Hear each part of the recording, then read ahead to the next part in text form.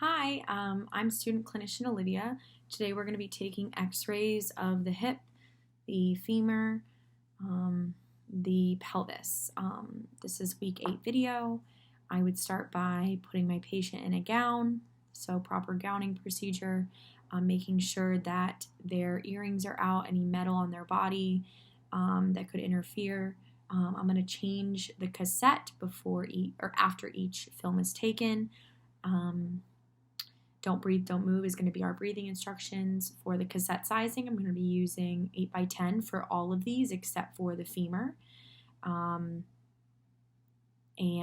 the distal femur views and a long ways pelvic A to P.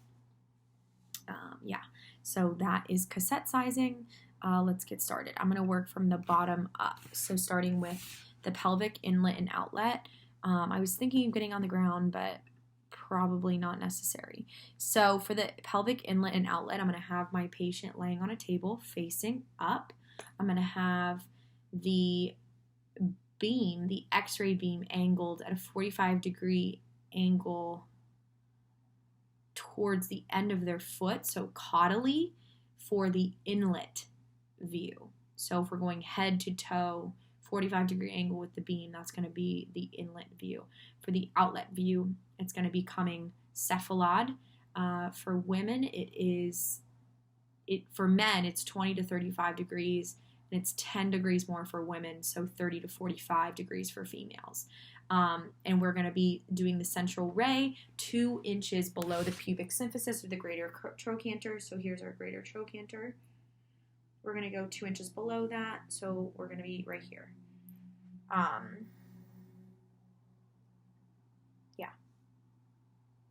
So right here. Okay. Anyway, so that is the inlet and outlet views. Next, we're going to talk about the AP pelvis. So the AP pelvis, it's going to be using a 14x17, like I said. So like this, and we're going to be having our ASISs and going 1.5 inches below that. And then the central ray would be to the midline of the body. So ASIS is 1.5 inches down to the midline of the body. That is the AP pelvis. This is an AP projection of the pelvis. So we're seeing the pelvis, the femoral heads. We're seeing the joint, the acetabellum joint. And then next we're going to talk about the obliques. So for the obliques, I'm actually going to lay down for this one to show that I know this. For the oblique, okay, we're going to raise up the affected side so that the anterior surface of the body forms a 45-degree angle from the table. So for example,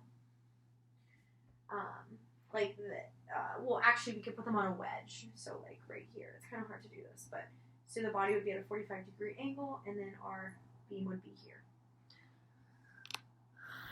right at the hip joint. And the structures that we see here is the acetabular rim.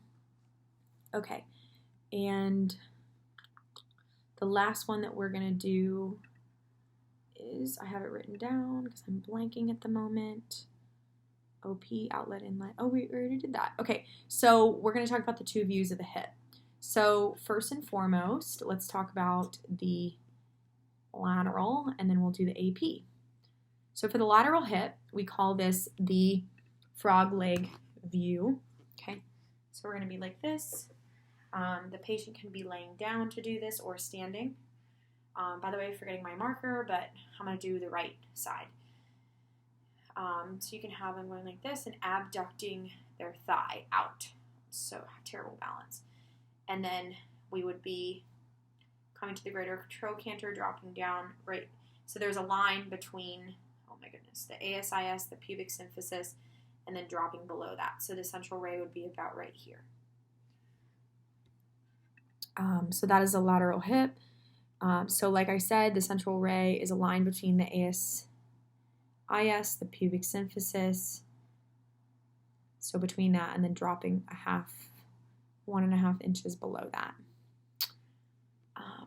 Okay, next let's talk about the AP hip.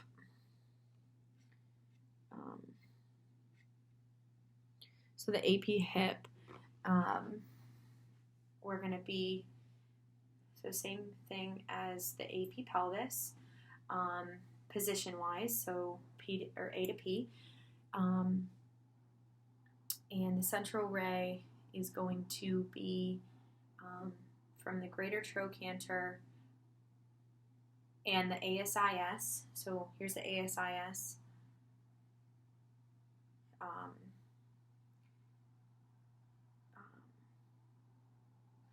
So yeah, sorry, I'm like having a brain fart, but 1.5 inches medial to the ASIS.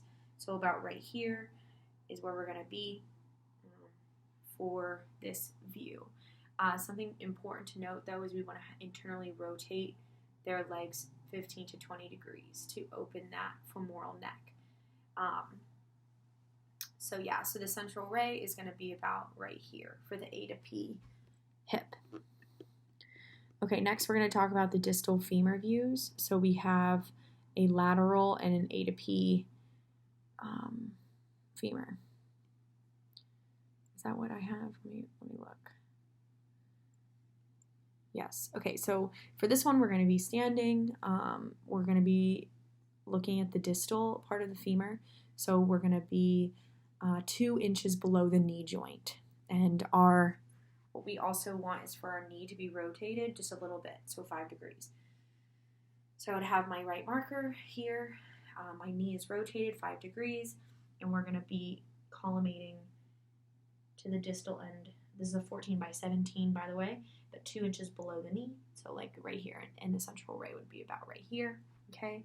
And then last but not least, we have the lateral distal femur. So for this one, we're also standing. We're going to have the affected side. So let's say we're going to be doing the left. So right. So we're going to have my right marker against the bucky.